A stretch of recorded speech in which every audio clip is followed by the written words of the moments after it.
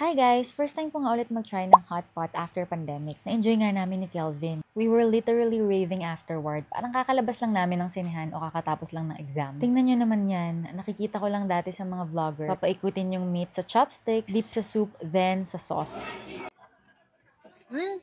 Sarap! Sarap yung sauce, no? Makalimutan ko, share ko sa inyo yung ingredients ng sauce na to. So, kompleto yung mga sauces nila, guys. From meat, lamang loob, seafood section, pasta corner, vegetable section, nakakatuwa kasi parang mamamalengke ka lang. From market to table yung peg. Japanese station, napakaraming drink selection, hindi ka magugutom, di ka din mauuhaw. At syempre, dessert. Kailangan baon mo din si magtanong kasi kung hindi mo malalamang meron palang salmon sashimi kasi by request siya. Dito nga yan sa Four Seasons Hot Pot City, SM MOA Seaside. So, sobrang pagmamadali ko nga 3 bagang na ibaon ko kasi hindi ako makapamili. Hindi yan take out sa buffet, baon ko yan kasi takot magutom.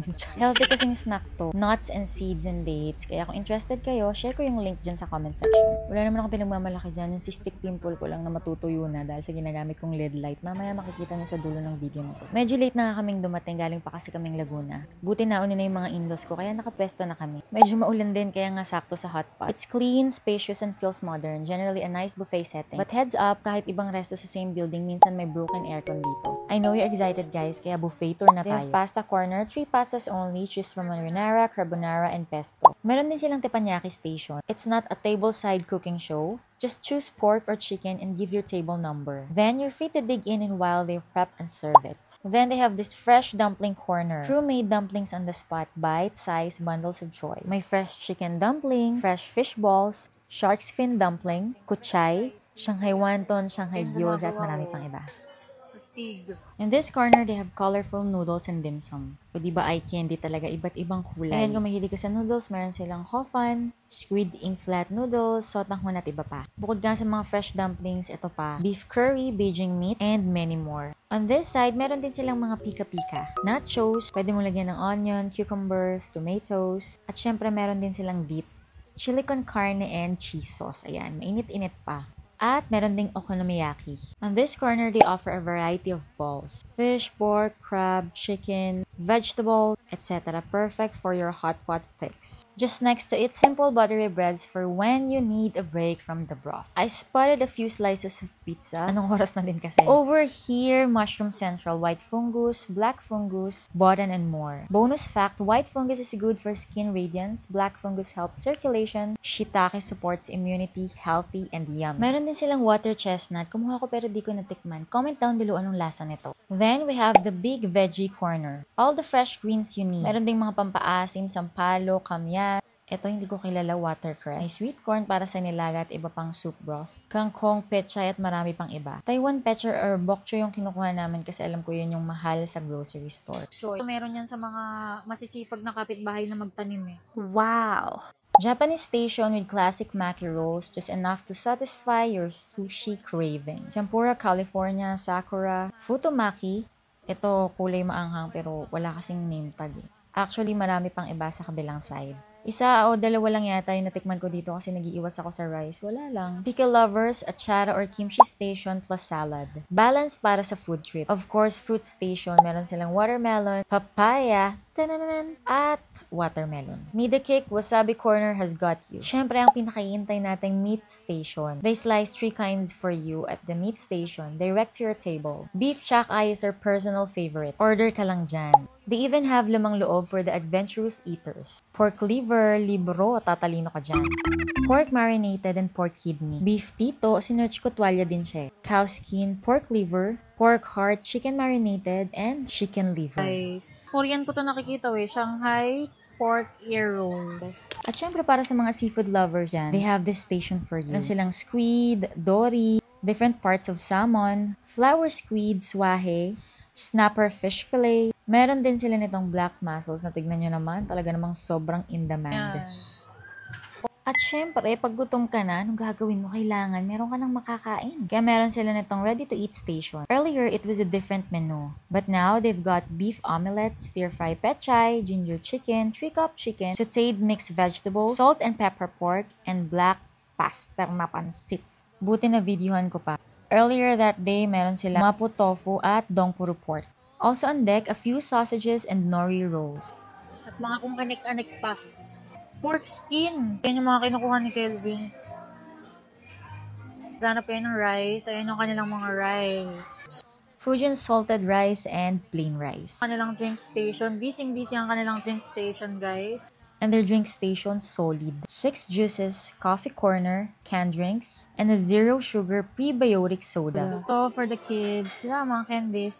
Dessert station. Oh, wala to. Out of service yung ice cream. Yogurt frozen. For display. For desserts, they have simple cakes, panna cotta, and Filipino kakanin. Biko, pichi-pichi, sapin-sapin, kutsinta, kasava, Ang ganita ang bilo-bilo, pero wala pang laman. at Pinoy na Pinoy, they also have halo-halo corner. At itong kanilang ice machine, ikaw na yung kukuha para matansya mo kung gaano kadami yung gusto mo, diba? Then, their ice cream na marami-maring flavor. Siyempre, para sa review ng mga lasa niyan, mamaya, pag kumakain na tayo. And of course, my honest review. Ayan nga, umorder na si Kelvin. Pork belly and beef chak-ay. Seafood grav is next, black mussels, wahe, squid snapper, then he even got 2 chocolate cakes. Advanced yarn.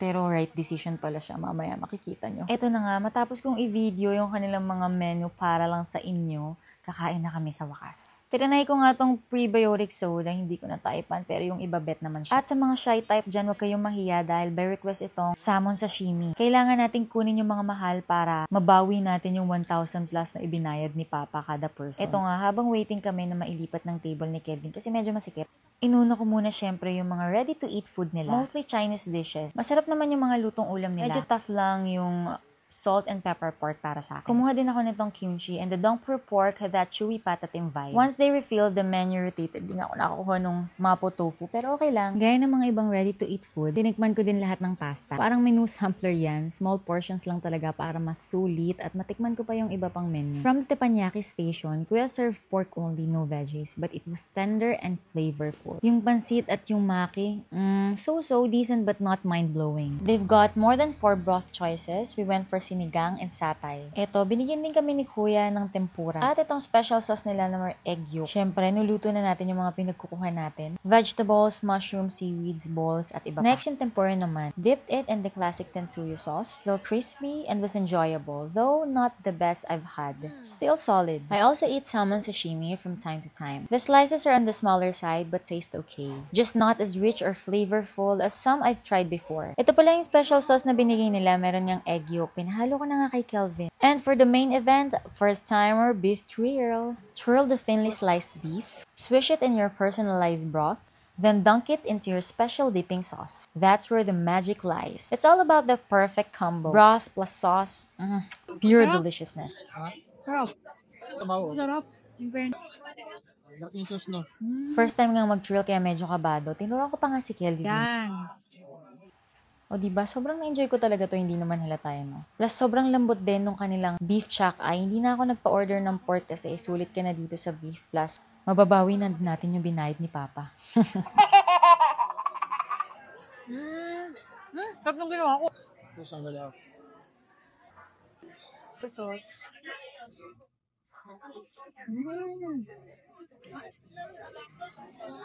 Ang sarap.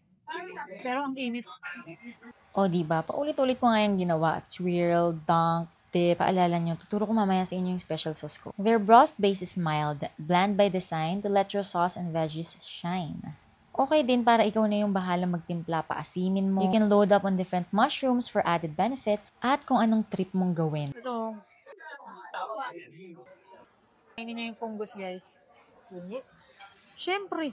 Kita mong galing sa hotpot. Ikaw pala mga...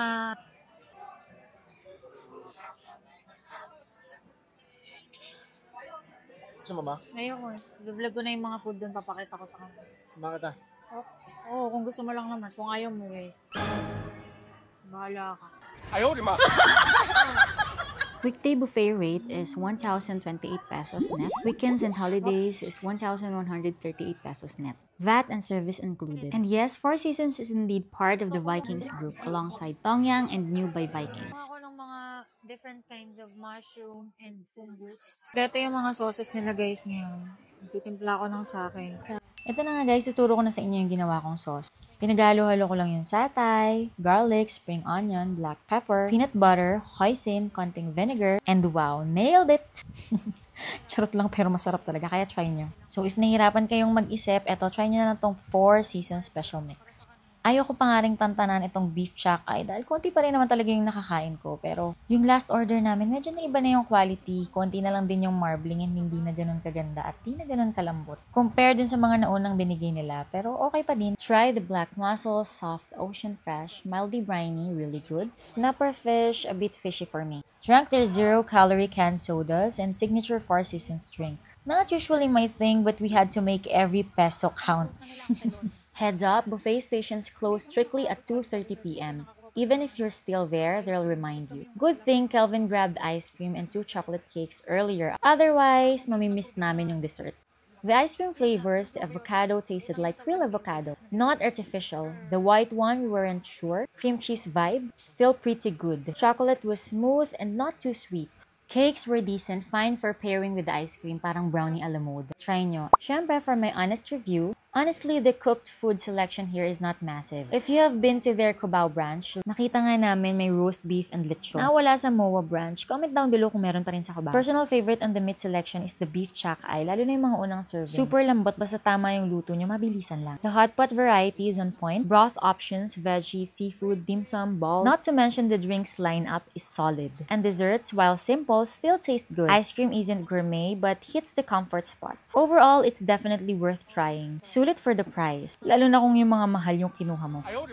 Kaya kung mahilig ka sa sabaw, naku, itry mo na to. After eating, syempre maglakad tayo para matunaw yung ating mga kinain. At hindi mag-spike ang ating mga sugar. We walked around MOA Sky Park. Huge open field, Zodiac statues, dog playground, kids play area, walking track. It's a buffet trip with bonus chill trip.